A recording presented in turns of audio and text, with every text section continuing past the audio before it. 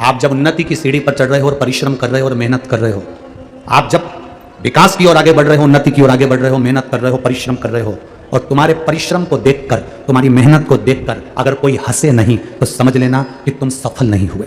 सफल नहीं हुए हो। जब दुनिया के लोग तुमको ताना देना चालू कर दे, आड़ा टेढ़ा बोलना चालू कर दे और तुम पे हंसना चालू कर दे, समझ लेना कि तुम्हारी उन्नति निश्चित हो गई है।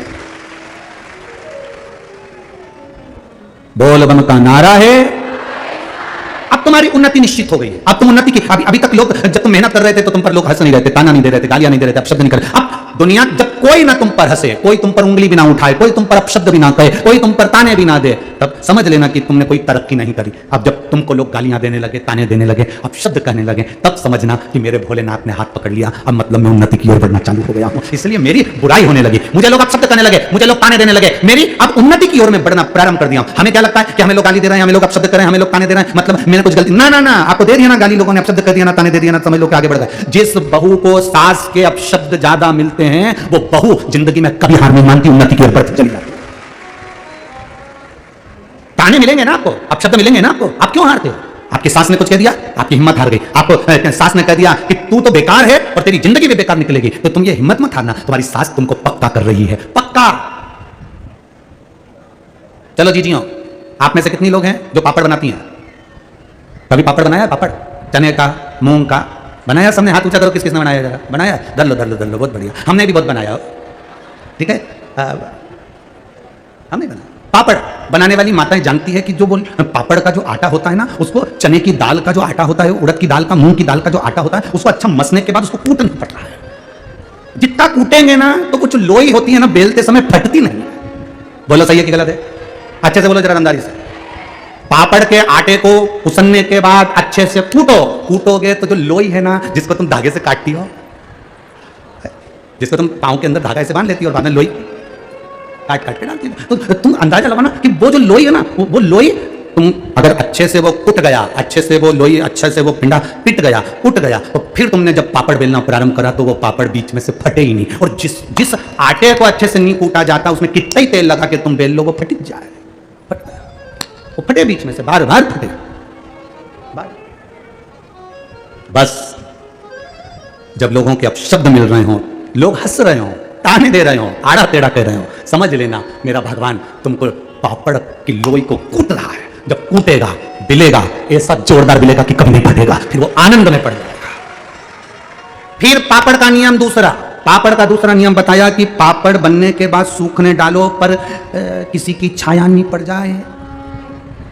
समझ गई हो क्या? बोलना तो नहीं पड़ेगा।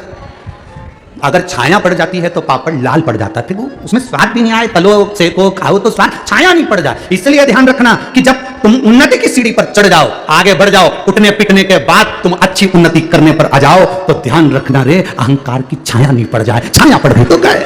अहंकार की छाया पड़ी, बर्बाद, नष्ट हो गया। छाया ना पड़े, अभिमान, अहंकार, अभिमत्ता, अहम कि जब छाया पड़ती है तो बर्बादी का सिरा प्रारंभ हो जाता है। बर्बादी के सिरे की ओर हम बढ़ जाते हैं। महाराज, अहंता से परे हो जाइए, अहंकार से दूर।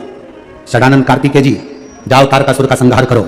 मां पार्वती जी ने कहा, तुम्हारा जन्म हुआ है कार्तिकेय तारकासुर को मारने के लिए। तारकासुर को मैं मार दूंगा, तारकासुर को मैं समाप्त कर दूंगा। तारकासुर को मार कर आए, उसके 3 पुत्र थे, तारकाक्ष, विदुम्माली, कमलाक्षकी। ये तीनों शंकर भगवान की आराधना ना कर सीधे भगवान ब्रह्मा जी की आराधना करी। ब्रह्मदेव वर दीजिए, हम 3 पुरी का निर्माण करें, उसमें हम रहें, हमारे प्राण कभी ना छूटें, हम मरे ना। तब ब्रह्मा जी ने कहा, ऐसा नहीं हो सकता कि तुम मरोगे नहीं, मरना तो पड़ेगा, प्राण तो छूटेंगे, जाना तो पड़ेगा। तुम जितने बैठकर कथा सुन रहे हो और जितने यहां पर बैठे हो, जितने आस्था चैनल पर सुन रहे हैं, जितने फेसबुक यूट्यूब पर सुन रहे हैं, कोई तुमसे कह दे कि तुम्हारी जिंदगी में दुख नहीं आएगा, तुम कभी मरोगे नहीं, तुम मेरे पास बैठो, मैं तुम्हें मरने नहीं दूंगा, या तुम्हारी जिंदगी में दुख नहीं आने दूंगा, तो फालतू की बात है। जो लिखा ललाट पर वो तो भोगना है। जो ललाट पर लिखा है, पूर्व में जो तुम कर आए हो, उसको तो भोगना है। कौन भोगेगा? आपको कथा में कहा था, खांसी चलेगी तो आपको खांसना है, छींकना पड़ेगा तो आपको छींकना है। आपके बत्तल का कोई छींकेगा नहीं, कोई खांसेगा नहीं। भूख लगेगी तो भोजन करना पड़ेगा, प्यास लगेगी तो पानी पीना पड़ेगा, बीमार होगे तो गोली दवाई तुमको खाना पड़ेगा। उसी तरह अपने कर्म का भोग अपने को भोगना पड़ेगा, कोई दूसरा नहीं भोगने वाला। तारकासुर के 3 पुत्रों ने वर मांगा, ब्रह्मा जी ने कहा तुम मरोगे तो शरीर, अब तुम मांग लो कि कैसे मरना। तुम्हें मरना कैसे, तुम मान सकते हो।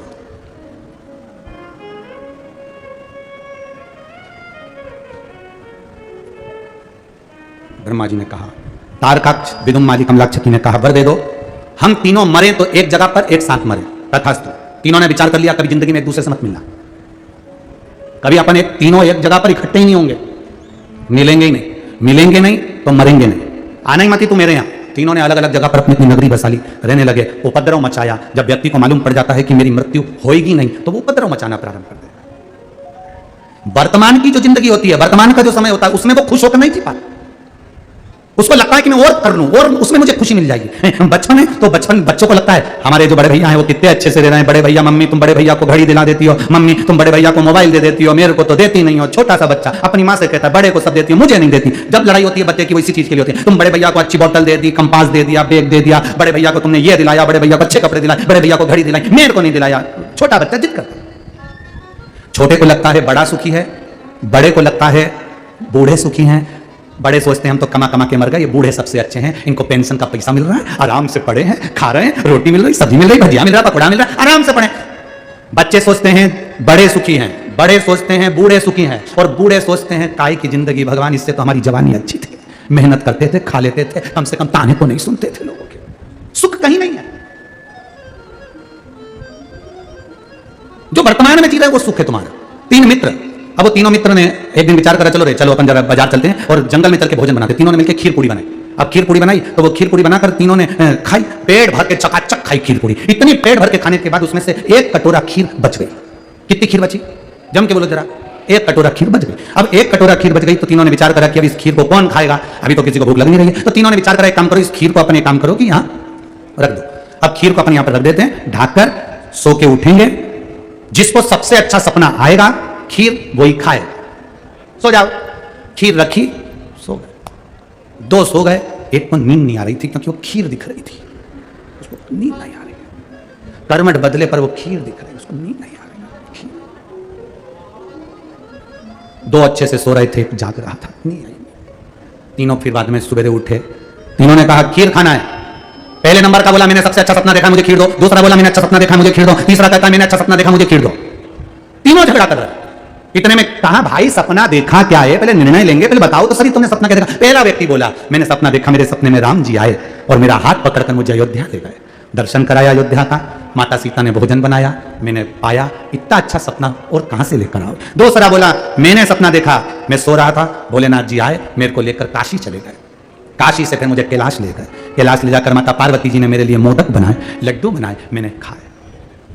मैंने तीसरा व्यक्ति बोला तुम दोनों का सपना ठीक है, अपनी जगह पर है, तूने सपना क्या देखा। उसने कहा मैंने सपना देखा, मेरे सपने में हनुमान जी आए और हनुमान जी बोले तू अभी तक जग रहा है। मैंने हनुमान जी से कहा सामने खीर रखी है इसलिए नींद नहीं आ रही। हनुमान जी ने कहा अब भी खा, अब भी खा। हनुमान जी बोले, मैंने हनुमान जी से बोला मेरे 2 मित्र और हैं, बाद में वो झगड़ा करेंगे। हनुमान जी बोले नहीं खाएगा तो गदा से मारूंगा, अब भी खा। इसलिए मैं वो खीर उठा के, दोनों ने कहा खीर कहां है, तो वो खा गया।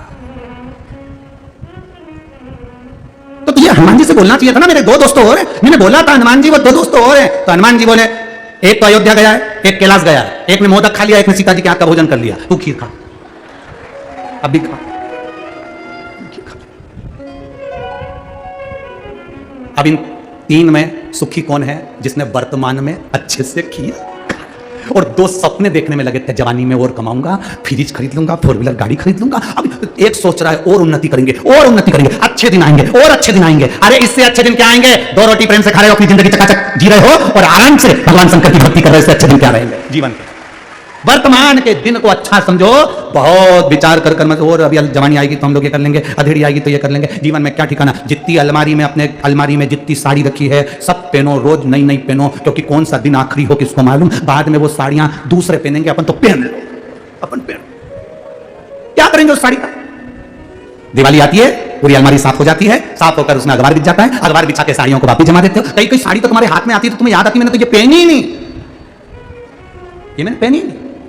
इतनी साड़ियां तुम्हारे पास में एक से बढ़कर एक रखी है, कुछ कुछ के तो अब भी तुमने उसमें पीको और फाल करवाई है, कुछ कुछ साड़ियों की तब भी हाल तुमने चोली सिलवाई, सब रखी है। और मालूम पड़े वो साड़ी तुमने रखी थी और कह रही थी मैं बस देवर के लड़के की शादी में पहनूंगी, एक इतनी सुंदर साड़ी है देवर के लड़के की शादी में पहनूंगी, और उसके पहले तुम चली गई। ऊपर जाती जाती यमराज के सामने रो रही। यमराज पूछ रहा क्यों रो रही? वो नीले कलर की नहीं पहने। यमराज ने पूछा क्या चाहती हो? Once more. क्या चाहती? वंस, एक बार और छोड़ दो मुझे, मैं अच्छे से नीचे जाके नीली वाली साड़ी को पहन के और अच्छे से चली जाऊंगी। यमराज ने कहा तुझे नहीं छोड़ सकते। अभी 3 दिन पहले तो मैंने ब्यूटी पार्लर में धागे से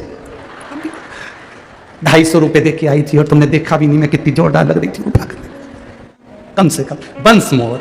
यमराज ने कहा एक धर के तू चल वंस मोर। सीहोर वाला महाराज रोज कहता था 21,600 श्वास रोज मिल रही है, कौन सी श्वास आखिरी होगी किसी को नहीं मालूम, इसलिए वर्तमान की जिंदगी को खुश होकर जियो। वर्तमान की जिंदगी को खुश होकर जियो, ये जीवन फिर नहीं मिलने वाला है। एंजॉयफुल अपने जीवन को जियो, किसी का दिल ना दुखाओ, किसी को अपशब्द ना बोलो। जो परमात्मा ने तुमको दिया उसमें इतने खुश हो। झोपड़े में रह रहे हो तो झोपड़े में खुश रहो, 4 व्हीलर गाड़ी है तो उसमें खुश रहो, 2 व्हीलर गाड़ी है तो उसमें खुश रहो। शंकर भगवान की भक्ति करते रहो। 4 व्हीलर 2 व्हीलर जितनी भी है तुम्हारे पास में, उसमें टेंशन करने की जरूरत नहीं। भगवान का भजन करते रहना, वो तुमको 4 व्हीलर में घुमाए तो 4 व्हीलर में घुमा, वो तुम्हें जहां ले जाएगा आराम से ले जाएगा। मस्ती में अपनी जिंदगी को जियो। रो रो के तो लोग बहुत जी रहे हैं, क्या करोगे रो कर जी कर? जरा सा किसी ने कह दिया, मुंह फुला के अपने कमरे में एसी पड़ी। पति ने पूछा चंद्रघंटा क्या हुआ? चंद्रघंटा चिल्ला, पूछ ले अपनी मम्मी से, तुम्हारी जिंदगी बर्बाद कर दी, आज तक कहीं घुमाने नहीं लेगा।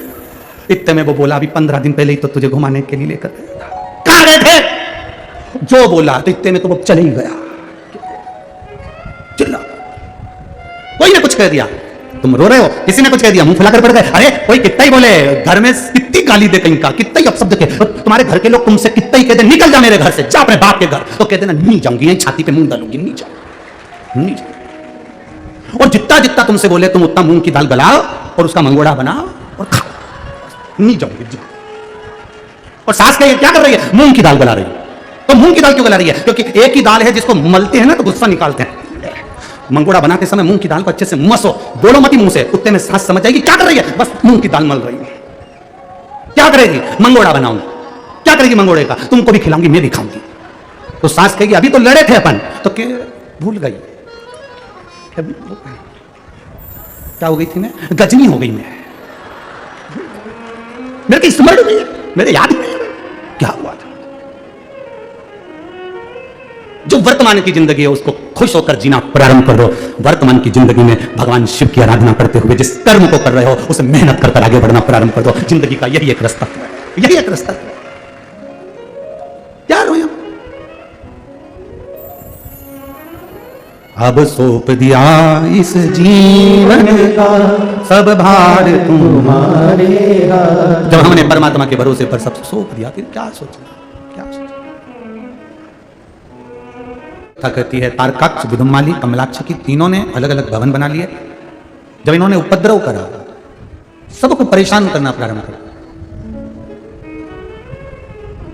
परसों की कथा में कहा था कि पाप कमाना नहीं पड़ता, पुण्य को कमाना पड़ता। पाप अपने आप हो जाता है, पाप को कमाना नहीं पड़ेगा, वो अपने आप होगा। पुण्य को कमाना पड़ेगा, करना पड़ेगा, तो पुण्य का भाग थोड़ा मिलेगा। पुण्य कमाइए, पाप को कमाना नहीं पड़ता। तारकाक्ष, विदुम्माली, कमलाक्ष की ये तीनों ने जो उपद्रव मचाया, देवताओं को परेशान किया, सब देवता एकत्रित होकर भगवान नारायण के पास में गए, प्रभु कृपा करिए। भगवान नारायण ने कहा ब्रह्मा जी के पास जाओ। ब्रह्मा जी ने वर दिया है, वही बताएंगे कि ये मरेंगे कैसे। ब्रह्मा जी ने कहा मुझे नहीं मालूम कि मरेंगे कैसे, मैंने तो वर दे दिया। भगवान शिव के पास गए। भगवान शिव देवादिदेव महादेव से कहा बाबा इन तीनों को मारें कैसे? बहुत समस्याओं में जब घिर जाओ तब बाबा की शरण जरूर जाओ। आपको कहा था बहुत समस्याओं से घिरे हो तो बाबा के पास जरूर जाओ। आपको लग रहा है कि मेरा व्यापार नहीं चल रहा, आपको लग रहा है कि मेरा काम नहीं चल रहा, मैं बहुत समस्याओं में घिरा हूं। एक बच्चे ने लिखा कि उसका एक्सीडेंट में पांव कट गया था। रविशंकर साहू, पिता मेमलाल साहू, मिस्ता शिवरी नारायण का रहने वाला है। मोबाइल नंबर ये है। कहीं बैठा है क्या बालक, जिसका एक्सीडेंट में एक पांव चले गए? कहीं बैठे हो तो हाथ हिला सकते हैं। एक पांव से पूरा पाँव कटा है इसका, राइट वाला, और फिर प्लास्टिक का पाँव लगाया गया है। दोनों फोटो लगे हैं जिसमें पाँव नहीं है, दो वाला। उसने अपने पत्र में लिखा है, मेरा नाम रविशंकर साहू है, मेरे पिता का नाम मेमलाल साहू है, हम ग्राम मिश्रा, जिला जांजगीर चांपा, छत्तीसगढ़ का निवासी हैं। 19 फरवरी 2019 को मेरा एक्सीडेंट हो गया था, जिसके कारण मेरा दायां पैर कट गया है। एक पाँव से हूं मैं। लोग हंसते हैं गुरुजी, अपशब्द कहते हैं, मेरा व्यापार नहीं। बाबा से मैंने प्रार्थना करना प्रारंभ करा। केवल आपकी कथा सुनता हूं। पहले दुनिया के लोग कहते थे कथा के लिए, पर कभी नहीं सुना। और जिस समय मेरा पैर कट चुका, मेरे बाबा की शरणागति ले ली है गुरुजी। बाबा के भरोसे रहता हूं। बाबा से कहा था मेरा पैर भले चले गया, पर मेरी जिंदगी को आपको संवारना। गुरुदेव, बाबा के भरोसे पर एक व्यापार चालू कर दिया। दुनिया के लोग हंस रहे थे कि लंगड़ा क्या करेगा, पाँव नहीं है, ये करेगा क्या, पर मेरे बाबा ने मुझे संभाला है गुरुदेव। आज मेरा व्यापार ऐसा चल रहा है कि लोग देखकर आश्चर्य कर रहे हैं। ये शिव की कृपा है, शिव की उदारता, करुणा और उसकी दया। हंसे लोग, हंसे। आप अपनी मेहनत में कमी मत आने दो, आप आपके परिश्रम में कमी मत आने दो। कहें दुनिया के लोग जो कहने वाले कहते रहेंगे, आप अपना कर्म करते रहो। तारकाक्ष, विदुम, माली, कमलाक्ष की इन तीनों ने उपद्रव मचाया। तीनों के उपद्रव मचाने पर भगवान देवादिदेव महादेव से प्रार्थना करिए, शिव जी कुछ कृपा करिए, इनके प्राण हरना। समस्या जब बड़ी हो तब शिव की शरण जरूर जाए। एक निवेदन करना चाहूंगा, सब्जी का ठेला लगा रहे हो, पान का ठेला लगा रहे हो, पानी पतासे का ठेला लगा रहे हो, चाहे दुख की कितनी भी जिंदगी चल रही है, कितना भी जीवन में दुख चल रहा है, आप 2 या 3 नियम अपनी जिंदगी में ले लीजिए। एक, पशुपति व्रत एक बार अवश्य करो। पशुपति व्रत करने वाली माताओं से, भाइयों से निवेदन है, बच्चों से निवेदन है कि एक व्रत आपका जब 5 व्रत पूरे हो जाएं तो कम से कम 2 या 3 महीना रुका करो, जिससे बाबा आपकी झोली खुशियों से भर दें। उसके बाद अगला व्रत करा करो। कई लोगों की आदत होती है, एक व्रत पूरा नहीं होता दूसरा चालू कर देते, दूसरा पूरा नहीं होता फिर चालू कर देते। थोड़ा रुक के 5 व्रत जब आपके पूर्ण हो जावे, उसके बाद में फिर आप थोड़ा रुको, 2 महीना 3 महीना बाबा पर विश्वास रखकर मंदिर जाओ, प्रणाम करो, पूजन करो, अर्चना करो, देखा। 3 नियम अपनी जिंदगी में धारण कर लें। अगर ठेला लगा रहे हैं रोड पर, अगर आपके पास में कोई व्यापार नहीं, कोई दुकान नहीं, कोई सर्विस नहीं, कोई नौकरी नहीं, 3 नियम जिंदगी में बनाओ। पहला, एक बार जिंदगी में पशुपति व्रत अवश्य करो। दूसरा, प्रत्येक प्रदोष के दिन, प्रत्येक प्रदोष में एक शंकर जी के मंदिर में दिया और एक अपने घर के दरवाजे पर दिया अवश्य लगाओ, प्रत्येक प्रदोष। और तीसरा नियम बना लो, शिवरात्रि महीने की आती है, हर महीने की शिवरात्रि में किसी के मंदिर पर दिया, बेलपत्री के वृक्ष के नीचे दिया, आंवले के वृक्ष के नीचे दिया और अपने घर के दरवाजे पर दिया। ये 4 स्थान पर दिया। प्रत्येक महीने की शिवरात्रि पर लगाना प्रारंभ करो। 4-5 शिवरात्रि निकलेगी, बाबा इशारा कर देगा और तेरी नैया पार कर देगा। आप नियम बनो। कावड़ भरने के लिए जाओ, आपसे कहेंगे 16 अगस्त को अगर आप सीहोर आ रहे हो कावड़ भरने के लिए, तो अपने घर के दरवाजे पर स्वस्तिक बना कर आना। जो माताएं संतान प्राप्ति के लिए आए वो अपनी झोली में 4-5 चावल के दाने डालकर लेकर आना। जो बेटा बेटी नौकरी के लिए, सर्विस के लिए अप्लाई कर रहे हैं, उनसे भी निवेदन है कि वो बाबा से प्रार्थना कर आना, बाबा पढ़ाई करूंगा दिल से करूंगा, कंपटीशन एग्जाम की तैयारी करूंगा दिल से करूंगा, बस तू मेरा साथ, उस एग्जाम जब दूं तब तेरा साथ चाहिए, क्योंकि आज का जमाना कंपटीशन का है। उस कंपटीशन में तू हाथ पकड़कर बाहर कर सकता है तेरे, उसके भरोसे पर चलो, एक आनंद के साथ। 3 नियम अपनी जिंदगी में बना लो। ये नियम तुमको कहां ले जाकर छोड़ेंगे। और हाँ, एक नियम जो आपका परमानेंट है, रोज का है, सारी समस्या का हल सावन के महीने में। ये नियम तो तुम्हारा रोज का है ही, शिव मंदिर जाने का। दुख मत मनाना कि मेरा काम अभी तक नहीं हुआ, मैं मंदिर जाती हूँ, प्रणाम करती हूँ, नमन करती हूँ, ये करती हूँ, पर बाबा मेरी नहीं सुने। मेरी फाइल हो सकता है मोटी हो, फाइल कर्म की अगर मोटी है तो मंदिर जा जाकर जैसे कुएं में से पानी निकालो, जो पत्थर कुएं में लगा होता है, रस्सी चलती है तो पत्थर पर निशान कर देती है। तुम रोज मंदिर जाओगे तो मेरे बाबा के दिल पर भी निशान कर जाओगे, तो आएगा। एक भरोसे के साथ जाइए मंदिर, दृढ़ता के साथ। दिखावे से कभी शंकर के मंदिर में मत प्रवेश करना कि मुझे कितने लोग देख रहे हैं, मैं मंदिर जा रही हूं तो कितने लोग देखेंगे। मंदिर में जब भगवान को जल चढ़ाओ तब अपनी राय कभी मत देना। कभी भी किसी को ज्ञान देने की जरूरत नहीं मंदिर के अंदर कि तूने ऐसा कर दिया, तूने वैसा कर दिया। भगवान के सामने अपना ज्ञान मत बताना। गुरु के सामने, माता पिता के आगे और भगवान के आगे अपन कितने विद्वान हैं, अपनी विद्वत्ता उसको उठाकर एक पोटली में बांधकर बाहर रख दो और अपने माँ बाप के आगे, भगवान के आगे और गुरु के आगे अपनी विद्वत्ता मत बताओ। वो मंदिर से बाहर निकल जाए जिसने गलती करी है, मंदिर से जब वो बाहर निकले तब उसको कहो जीजी तूने वो बेलपत्र जो चढ़ाई, जीजी तूने वो पानी चढ़ाया ना, जल चढ़ाया, वो गलत तब बताओ। पर मंदिर के अंदर भगवान के सामने उसकी गलती मत करो, भगवान के सामने उसकी गलती जो बताना है उसको बाहर भगवान के सामने करो। तारकाक्ष, विदुमाली, कमलाक्ष की ये तीनों को मारने के लिए देवादिदेव महादेव से प्रार्थना करेंगे, निवेदन किया, प्रार्थना करेंगे, निवेदन करेंगे। बाबा भगवान शिव जी ने कहा कि मैं मार तो दूंगा इन तीनों को, साथ तुम्हारा चाहिए। जितने 33 कोटि देवी देवता हैं ये सारे के सारे पशु बन जाए और मैं तुम्हारा पति बन जाऊं, मेरा नाम होगा पशुपति नाथ, मेरा नाम पशुपति नाथ होगा। आज के लोग पशुपति नाथ के व्रत को भी लोगों ने आडंबर बना दिया। कोई कहता है, कई लोग पशुपति नाथ के व्रत को आडंबर बना दिया। किताब पढ़ना पड़ेगी, बाजार में किताब मिलने लगी कि पशुपति की किताब पढ़ो, कहानी पढ़ो, किस्सा पढ़ो। ना ना ना, पशुपति व्रत का नियम है, पहला व्रत उठाइए, सोमवार का दिन हो, 5 सोमवार का व्रत रहता है ये। पहला व्रत जिस भी सोमवार को तुम उठाओ, बाबा के भरोसे पर उठाना, उससे विनती कर कर पूजा की थाली लगाओ, अभिषेक का सामान रखो, मंदिर में जाकर पूजा अर्चना करो, अर्चना पूजा करके बाबा से प्रार्थना करो, आज मेरा पहला पशुपति व्रत है, आप संभालो। पहले व्रत के दिन बाबा से जब शुरू करो व्रत को, पहला सुबह की जब पूजन करो तो बाबा से कहना पहला व्रत है, मैंने इस कार्य के लिए यह व्रत किया है तो संभालना। शाम के समय जिस पूजन की थाली को लेकर गए हो उसी पूजन की थाली को शाम को वापस लेकर जाना, उसमें 6 दिए प्रसाद मीठे का जो घर में बनाओ, बाजार का मिठाई नहीं, घर में तुम हलवा बनाओ, चाहे तुम खीर बनाओ, चाहे तुम मीठा भात बनाओ, चाहे तुम मीठे चावल बनाओ, कुछ भी बनाओ पर घर में बना होना चाहिए। प्रसाद को 3 हिस्से कर कर मंदिर लेकर मत जाना, प्रसाद को एक ही पात्र में लेकर जाना। मंदिर में जाके 6 दिए को जमीन पर रख दो, बाबा की पूजन अर्चना, पहले 6 दिए में से 5 दिए जला लो, बाबा की पूजा अर्चना कर लो, बाबा के प्रसाद के 3 हिस्से कर दो, 2 हिस्से मंदिर में रखो, 1 हिस्सा थाली में, और 1 दिया जो जमीन पर रखा है जो जलाया नहीं है उसको उठा के थाली में रखो। बाबा से प्रार्थना करो, आज मेरा पहला व्रत आप स्वीकार करना।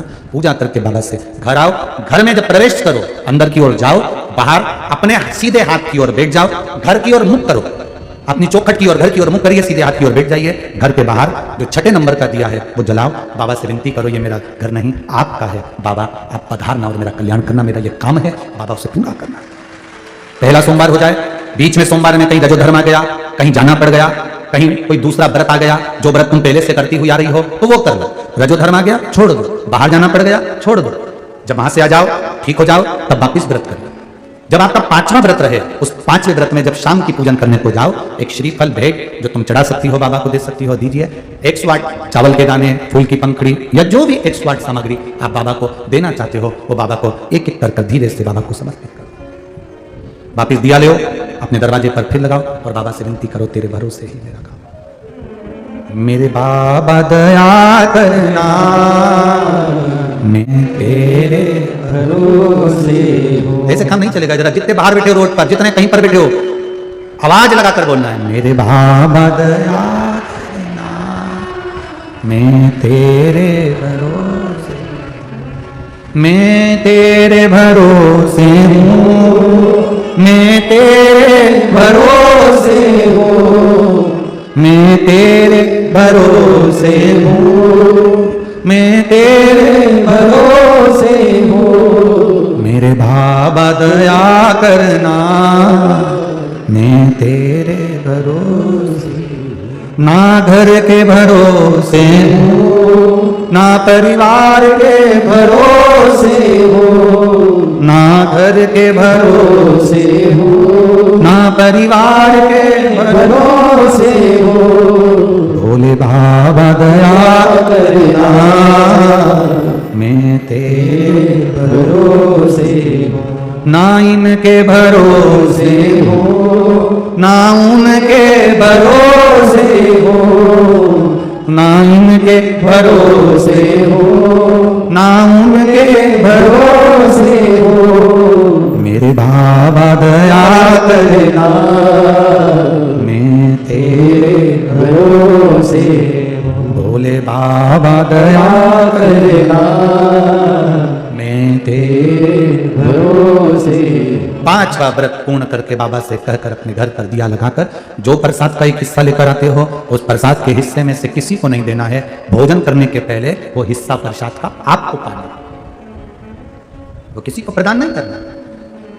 कढ़ैया में जो तुमने प्रसाद बनाया है वो प्रसाद में से घर में छोड़ना नहीं, पूरा लेकर जाना। ये नहीं कि मैं बच्चों के लिए थोड़ा छोड़ देती हूँ और बचा हुआ आधा ले जाती हूँ ना, उतना ही बनाना जितना बाबा के दरवाजे पर लेकर जाना। क्यों? कढ़ैया में से आधा छोड़कर आधा लेकर जाते हो तो प्रसाद का हिस्सा तो वही हो जाता है, इसलिए बाबा उसे स्वीकार नहीं करते, क्योंकि तुमने अपने बच्चों का हिस्सा पहले रख दिया, अपने परिवार का हिस्सा पहले रख दिया। उसको ना जितना बनाओ उतना ही जितना बाबा के दरवाजे लेकर जाते। तारकाक्ष, विदुम्माली, कमलाक्ष की तीनों उपद्रव जब मनाए तो भगवान शिव ने उनका संहार करने के लिए देवताओं को पशु बना दिया। स्वयं उनके नाथ बने हैं पशुपति नाथ, स्वयं बने। हम जैसे भी हैं, अगर हम पशु भी हैं तो तेरे कितनी प्रसन्नता की बात होती है कि महादेव जैसा दुनिया में कोई नहीं होगा। कौन को कहा गया पशुपतिनाथ? केवल एक शंकर भगवान को कहा गया कि ये पशु के भी देवता हैं, ये पक्षी के भी देवते हैं। श्रंभेश्वर महादेव, श्रंभेश्वर महादेव पक्षी बने, शंकर भगवान पक्षी। जिसके तन पर सोरेसिस जैसी बीमारी हो जाती है, खुजली आती है, रोग पड़ जाता है, सफेद चमड़ी पड़ जाती है, दाग पड़ जाते हैं, जब वो बेलपत्री खाता है तो उसको श्रंभेश्वर महादेव का नाम लेकर खाना चाहिए। कौन से महादेव? श्रंभेश्वर। भगवान नरसिंह को जब क्रोध आ रहा था तब मेरे शंकर भगवान सरंभ पक्षी का रूप लेकर उड़े, नरसिंह भगवान को अपने पंजे में पकड़कर अलकनंदा नदी में डाल दिए थे। वो श्रंभेश्वर महादेव, श्रंभेश्वर बनकर श्रंभेश्वर। सोराइसिस जैसी बीमारी हो गई, रोग हो गया शरीर में, चमड़ी गल रही है, काली पड़ गई है, दाग हो गए, सफेद चमड़ी पड़ गई, या शरीर में कहीं ना कहीं वो दाग से पड़ रहे हैं, मुंह से फुंसी शरीर के अंदर बहुत सारे होने लगे, फोड़े पड़ गए, तब बेलपत्री जब पाए तो श्रंभेश्वर महादेव के नाम से श्रंभेश्वर। एक बार श्रंभेश्वर नाम वापिस बोलो, श्रंभेश्वर महादेव। फिर से बोलो एक बार, श्रंभेश्वर महादेव।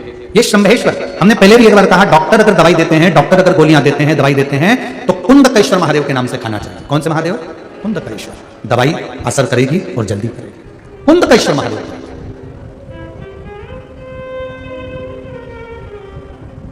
शिव के नाम लेने में पीछे नहीं हटे। जब आप शंकर जी के मंदिर में जाओ ना तो एक बार तो जम के बोल दिया करो, श्री शिवाय नमस्तुभ्यम। भले उस मंदिर में कोई बोले ना बोले, आपका काम है भगवान शंकर के सामने बोलने का। हमारे यहाँ टीचर जो स्कूल होते हैं उसमें टीचर स्कूल की छुट्टी करने से पहले बच्चों को लाइन से खड़ा कर देते हैं और एक बच्चे को खड़ा कर बुलवाते हैं, 2 एकम।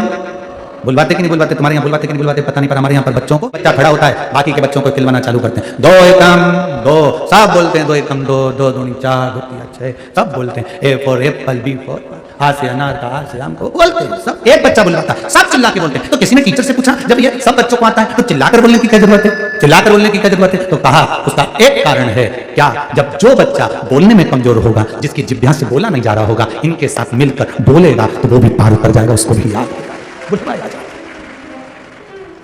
हम जिस पंथ से जुड़े हुए हैं, ब्रह्म संबंधी श्री वल्लभ कुल से हमारा ब्रह्म संबंध हुआ है, उस पंथ में हमारे पूज्य गुरुदेव गोलोकवासी श्री विठलेश राय काका जी महाराज, फिर उनके स्थान पर बैठे परम पूज्य गुरुदेव गोलोकवासी पूज्य गोस्वामी श्री देवकी नंदन जी महाराज, फिर उनकी जगह विराजमान हुए पूज्य गुरुदेव श्री दिवेश कुमार जी महाराज। तो ये हमारा जो ब्रह्म संबंध पंथ है, इंदौर हवेली जी से हमारी गुरु दीक्षा, जो हमारा ब्रह्म संबंध पंथ है, उसमें हमारे गुरु हमारे भगवान के सामने सम्मुख खड़े होकर खुद बोलते हैं और मंत्र बुलवाते हैं कि ये सब बोलो। ब्रह्म संबंध का मंत्र हमारे गुरु बुलवाते हैं, बोलो।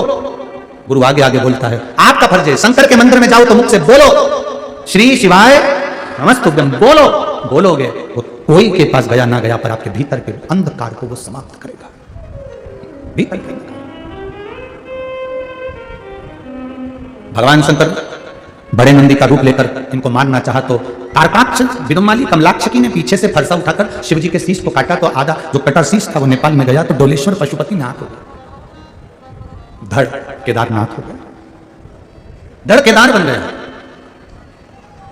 कई लोगों के मन में आता है हमें अमरनाथ जाना है, हमें केदारनाथ जाना है, गुरुजी हमें अमरनाथ जाना है, हमें केदारनाथ जाना है। हम उनसे कहते हैं तुम्हारे घर के पास में पहले जो शंकर का शिवालय है, पहले वहां जाना चालू करो। जब तुम जाना वहां चालू करोगे, शंकर भगवान को लगेगा कि ये मेरे दरवाजे पर आने के लायक है, तो हाथ पकड़कर केदारनाथ और अमरनाथ बुला लेगा। तुम जाओ तो पहले उसके पास। यार तो बच्चों के लिए शुरू से कहा गया, ये फाइनल जो एग्जाम आता है ना फरवरी में जनवरी में जो फाइनल एग्जाम आता है उसके पहले बच्चे के 3 एग्जाम और हो जाते हैं, 2-3 हाफ मंथली, 6 मंथ का होता है, 3rd मंथ का होता है। यहाँ होते कि नहीं होते पता नहीं, हमारे तो होते। छोटे छोटे बच्चों के एग्जाम होते हैं, 3 मंथ के अलग होंगे, 6 मंथ के अलग होंगे, 6 मंथ के होने के बाद एग्जाम बाद में होता है, फाइनल एग्जाम बाद में होगा। पहले 3rd मंथ का एग्जाम दीजिए, मतलब अपने घर के पास वाले मंदिर में जाना प्रारंभ करिए। 6 मंथ का एग्जाम दीजिए, पहले अपने घर के पास वाले मंदिर में जाकर बाबा को नमन करना प्रारंभ करिए। फिर फाइनल एग्जाम बोलेगा केदारनाथ अमरनाथ बुलाकर तेरी फाइनल वो देगा अपने आप एग्जाम तो दे नहीं रहे हो, जा तो है नहीं रहे, बस मेरे को जाना है। कहां जाना है? केदारनाथ जाना है, अमरनाथ जाना है। कभी शंकर के मंदिर गए? नहीं। शिव मंदिर कभी नहीं गया, पर दोस्त जा रहे थे ना अमरनाथ, तो जाना। केदारनाथ जा रहे थे दोस्त, जाना। 2 दोस्त आपस में झगड़ा हुआ, दोनों का जन्मदिन था, दोनों ने कहा अपन दोनों का जन्मदिन एक साथ मनाएंगे, चल होटल चलते हैं। दूसरे ने कहा नहीं मैं तो जाऊंगा केदारनाथ जी। दूसरा बोला मैं नहीं जा रहा भैया, बहुत ठंड पड़ रही है, बर्फ गिर रही है, मैं नहीं जाता, मैं तो यही जन्मदिन मनाऊंगा। होटल चले गए। दूसरा दोस्त अपना जन्मदिन मनाने होटल में गया, एक गया तो अमरनाथ गया। दोनों, वो अमरनाथ जा रहा है, ये होटल जा रहा है। दोनों का जन्मदिन था, वो अमरनाथ में पहुंचा, ये होटल में पहुंचा। जो होटल में गया था इसने खाया पिया एंजॉय करा और होटल में नशे में धुत होकर विचार करने लगा मैं अपना जन्मदिन कहां मना रहा हूं। मेरा दोस्त कितना अच्छा केदारनाथ जी का दर्शन कर रहा होगा, शंकर भगवान के आनंद में दर्शन पा रहा होगा, शिव जी को धूप बत्ती अगरबत्ती दिया लगा रहा होगा, श्री शिवाय नमस्तुभ्यम बोल रहा होगा, शंकर जी का जय घोष कर रहा होगा। होटल में पड़ा हुआ सोच रहा है मेरा दोस्त कितना अच्छा है, शिव मंदिर गया है। और जो केदारनाथ जी चढ़ रहा था, पानी गिर रहा था, कीचड़ भी पड़ रहा था, पत्थर भी गिर रहे थे, वो मन में सोच रहा था कहां आ गया, इससे तो मेरा दोस्त अच्छा होटल में जन्मदिन मना रहा होगा, मेरे को चढ़ना पड़ रहा है, पानी गिर रहा है, थक गया, श्वास काम नहीं दे रही है। और वो अपने दोस्त को याद कर रहा है, होटल को याद कर रहा है। दोनों मिले, 2 साल के बाद एक्सीडेंट हुआ, दोनों मरे। जो होटल में पड़ा था वो बैकुंठ में था, जो वहां जा रहा था वो नरक में। अर्थात उसकी सोच, उसकी बुद्धि, उसका चित्त, उसकी वृत्ति वहां तक नहीं पहुंची, उसका मन नहीं पहुंचा। केदारनाथ जाने पर भी मन घर में उलझा है, केदारनाथ जाने पर भी मन दुकान में उलझा है, केदारनाथ जाने के बाद भी मन वृत्तियों में पड़ा है। तो ऐसा केदारनाथ जाना उत्तमता नहीं है। केदारनाथ जाओ, अमरनाथ जाओ, पर अपने फैशन को, अपनी डिजाइनों को, अपने ऐश आराम को और अपने नशे को, ये केदारनाथ की भूमि और अमरनाथ की भूमि नशा करने की भूमि नहीं है। केदारनाथ और अमरनाथ की भूमि नशा करने की भूमि नहीं है। लोग जाते हैं, दोस्तों के साथ पहुंच गए, एंजॉय करा, होटल में पड़े रहे, एक दिन बाबा का दर्शन करते हैं, बाकी के समय होटल में पड़े होकर नशा करते हैं, मदिरापान कर रहे हैं, गलत काम कर रहे हैं। ये केदारनाथ अमरनाथ की भूमि नशे की भूमि नहीं है। केदारनाथ और अमरनाथ की भूमि तो साधना की भूमि है, जहां शिव और पार्वती मिल सकते हैं। दोस्त, लोग कहते हैं हमारा दोस्त ऐसा कर रहा था, हमने नहीं करा, तुमने उसका साथ तो दिया है। ऐसो के साथ क्यों जाओ अमरनाथ, जो कि होटल में एंजॉय करने जा रहे हैं, नशा करने जा रहे हैं, मदिरापान करने जा रहे हैं, गलत काम करने जा रहे हैं। ऐसो के साथ में ना जाइए। केदारनाथ अमरनाथ जाना तब जाना जब बाबा तुमको कहे कि अब आ। और बाबा बुलाता जरूर है, ऐसा नहीं कि नहीं बुलाता, पर तुम्हारी सोच अच्छी हो। ऐसे वस्त्र, ऐसा शरीर का स्वरूप बनाकर मत जाना कि लोग तुमको देखें और भगवान को ना देख पाए, ना अपने कारण किसी को कष्ट ना हो। केदारनाथ अमरनाथ मां नशे के लिए नहीं, भगवत भजन की भूमि है, साधना की भूमि है, तप की भूमि है।